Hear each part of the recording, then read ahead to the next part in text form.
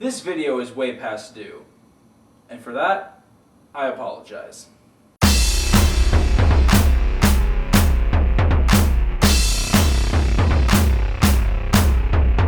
Now, since I didn't really start doing these reviews until the later part of 2013, I actually lucked out and missed a lot of bad movies this year. But that doesn't mean that I missed every single one. I still saw a fair share, and so that's why I'm going to present this list now. Now, unlike my top 10 favorite movies, first of all, there actually aren't 10 on this list, there's actually 7. And I'm actually not going to put this into any order. I'm just going to list off the movies that I hated the most this year, and the very last one will be my most hated movie. The fact is that I just didn't know if I could really put these in an order of which ones I hated the most, with the exception of the one that I did hate the most. So with that said, let's just go ahead and get started. This is my list of my most hated movies from 2013. The first one on my list, Movie 42. I like anthology movies because chances are you're bound to like at least one of the segments in them, right? I mean, Creepshow was great. Creepshow 2, disappointing, but there were still some redeeming moments in it. The last segment in that movie I liked a lot, so it was worth it for that. VHS, out of the 5 main segments, I liked 3 of them. And VHS 2, I didn't like as much as the first one, but the one Safe Haven segment, the one that was directed by the same guy that directed The Raid, that was an amazing segment. Very scary. So I still was glad I got to see VHS 2. And that's just some examples. Chillerama is also a good example. I didn't like every segment in Chillerama, but I liked a couple of them, so I overall was satisfied. That's the great thing about anthology movies with different segments. I mean, you're bound to like at least one of them. And you would think Movie 42, considering there's tons of segments, tons of skits, you would probably like at least one of them. It's pretty amazing that there wasn't a single skit that made me laugh. Not once. This is one of the worst comedies I've ever seen in my life. Yeah. And it's probably the first anthology movie I can think of off the top of my head where I didn't like a single segment. And they had an amazing cast, an A-list cast for each segment, and they blew it. It's so poorly written. I mean, this stuff is so juvenile, and it's so just immature, and not even in a funny way, not even in a so stupid it's funny way, that like it makes Adam Sandler's comedy look brilliant in comparison. It's awful. I had a really hard time sitting through this, and watching segment after segment just fail each time. It was a horrible experience, and I will never watch it again. And it deserves a spot on my list of most hated movies of 2013, without a doubt. So, next one on the list, Texas Chainsaw 3D. Now known as Texas Chainsaw, since it's now on DVD, and most people are going to be seeing it in 2D now. I believe I think it's on Netflix now, and it's actually called Texas Chainsaw.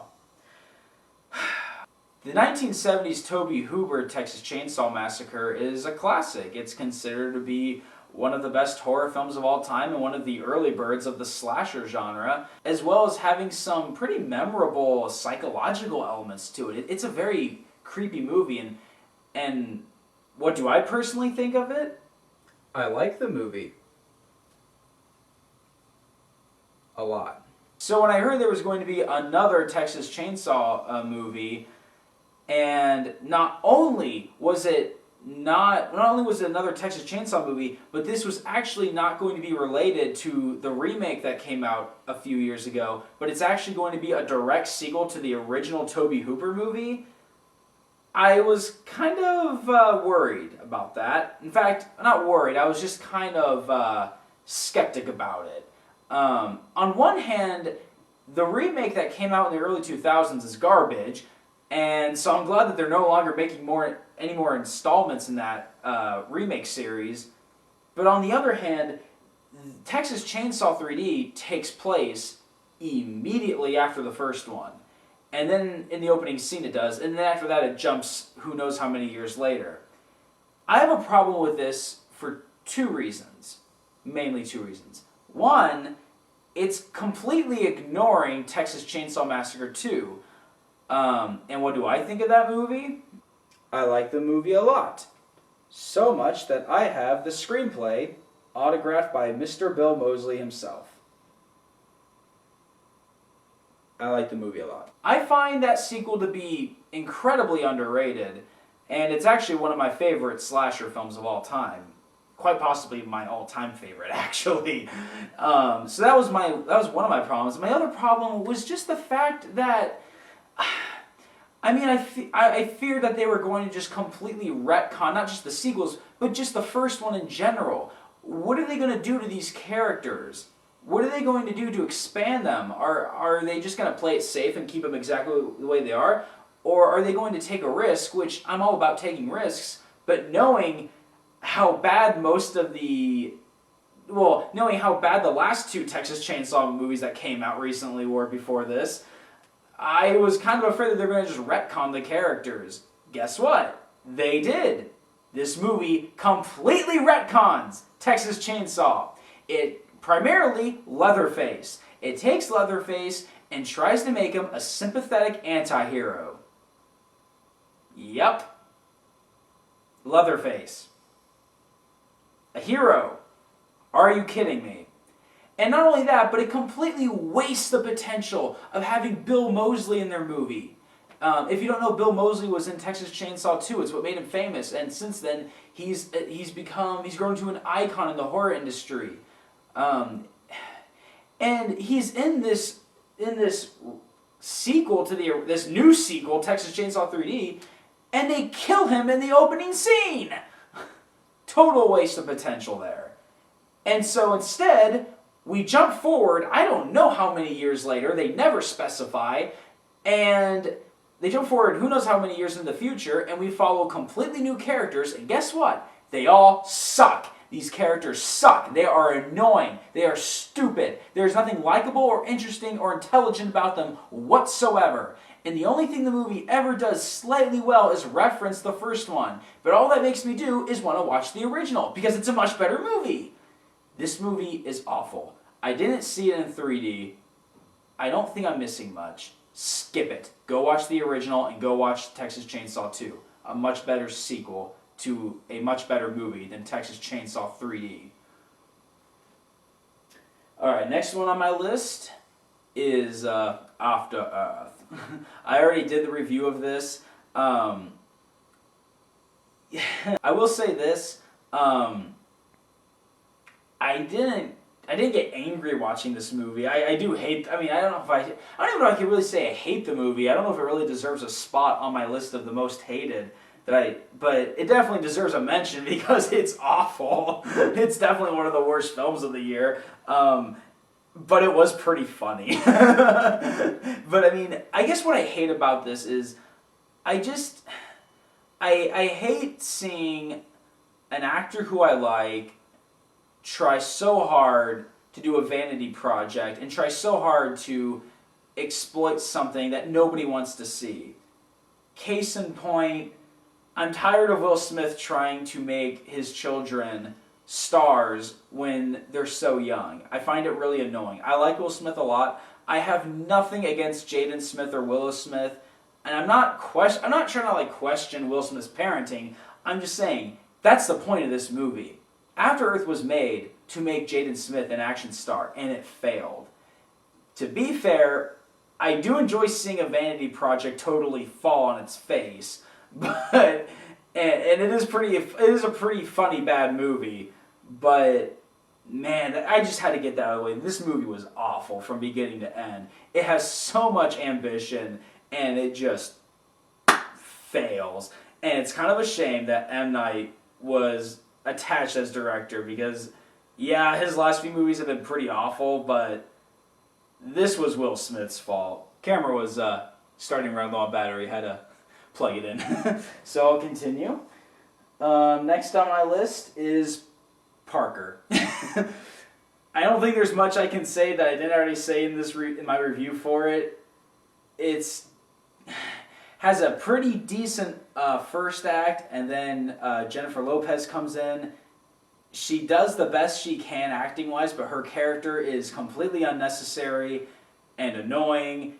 And not just her character, but just the moment that her character is introduced, the plot starts to fall apart, and the characters start to fall apart, and the third act especially starts to have some of the most cartoonish CGI blood I have ever seen. And I've seen a lot of it, well, not a lot, but I've seen a pretty handful amount of Asylum movies, which, if you don't know, that has some of the worst CGI that you'll see. This movie's just a mess. The whole movie, I mean, not the whole movie, the first 15 minutes are fine, and then it just collapses into a mess. It fails as an action film, it fails as a crime film. Tone is all over the place, the editing is really weird at times, and I'm not just referring to the CGI blood. Like, there's a lot of weird fade-ins that are completely unneeded, and it's kind of distracting, and it's just really bad. It's really bad. Jason Statham did quite a few movies in 2013, and this is by far his worst. I would say out of all of them, if you don't count, not counting Fast and Furious 6, I'd say the best one that he was the lead in, was probably Redemption, originally called Hummingbird, which I mentioned in my best video. So, yeah, Parker was just sucked. Okay, next up, A Good Day to Die Hard, aka Die Hard 5. That movie is the reason it took me so long to make this list. Well, not to make the list, but to shoot the video. Why? 10 minutes into the movie, I knew this was going to be on the list of my most hated movies. I just knew it. I was filled with instant anger. And the reason it took me so long to make the video was because I couldn't finish the movie. I kept watching it in parts because every 15 minutes I couldn't take any more of it. This movie infuriates me because Die Hard, it's Die Hard. I mean, what can I say that hasn't already been said? It's quite possibly the greatest action film of all time. Without doubt, one of the best.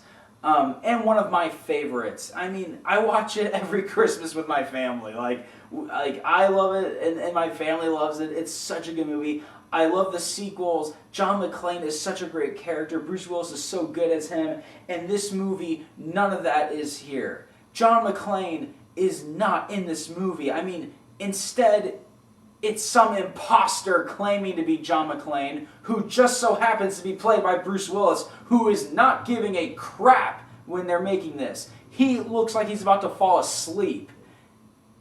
Sean Moore, the director, holy crap. Does he hire cameramen that have seizures while filming? Because shaky cam, isn't that great? Don't you like action movies that do this all the time? Doesn't this look great? Aren't you so glad that the cameraman just won't stand still for a second? Take John Moore's direction along with Skip Woods writing it, and you have yourself a disaster from the beginning. It's kind of a shame because I'm going to mispronounce his name, but Jai Courtney, who is also in Jack Reacher, is an actor I like a lot, and I think he's good for action movies. He's got the look, and he's a pretty charismatic actor, and it's kind of a shame that this was his next movie after Jack Reacher, where he had a big lead. And it's really more about him than it is John McClane. But take Die Hard out of it, this is just an awful action film. Horribly shot. The plot? I don't know. I've seen the movie. I still don't know what this movie's about. At all. And it wasn't because I was sitting there just angry, wanting to hate the movie. It wasn't like that at all. I came into it with an open mind. Everyone said this movie sucked, and I came into it with an open mind because I love the Die Hard series so much. And I could not figure out what the stupid plot was. And, again, nobody cares when no one looks like they're having fun at all. It's just a shame. It's a disgrace to the Die Hard series. I hope they do not make another first of all, I really hope they just don't make another Die Hard because that is a bad enough entry for the series. They do not need any more. And if they are going to make another Die Hard, they better take their sweet time in choosing who they are going to pick for the directing and for the writing. Because this is like an insult to the original. Piece of crap. Okay, before I get to my most hated movie of 2013, I want to bring up a movie that I was going to put on this list. In fact, I was considering making it my most hated movie. But I thought about it long and hard, and I decided it's not a movie that I hated. It's really not. It's just a movie I found incredibly disappointing. It was the movie that I was looking forward to the most for 2013, by a director I like a lot, starring an actor who I like a lot.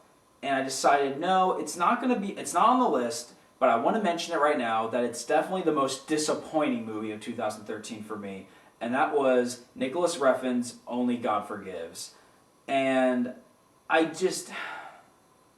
love Drive. And I really like, I like Valhalla Rising a lot, and Bronson is awesome. And it's just, I was so looking forward to this movie. It had such an amazing trailer. The Red Band trailer just blew my mind. I was pumped for it. Ben was pumped for it too.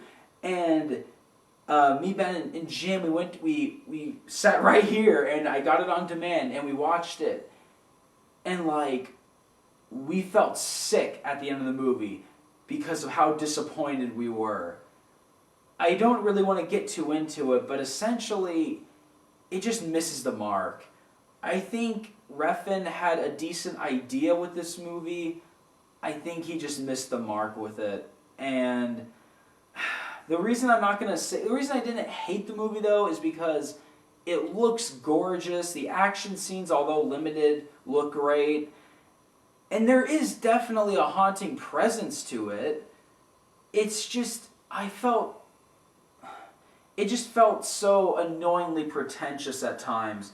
And I like the fact that Refn is a director who often takes his time with the movies. He definitely likes building stuff up and having slow moments with very little, if any, dialogue. I like that. I liked that in Drive. I liked that in Valhalla Rising. But this, again, I just think this movie missed the mark. I might actually review this movie sometime in the future to digest it more. I don't want to go into it too much right now, but I just want to point that out. I was really disappointed with it. I still like Refn a lot. I still like Ryan Gosling a lot, and I am looking forward to the next movie Refn makes. But yeah, kind of disappointing. In fact, very disappointing. So, my most hated movie of 2013. Not necessarily the worst movie, but the one that just ticked me off the most. Guess what? It's Carrie. This movie sucks.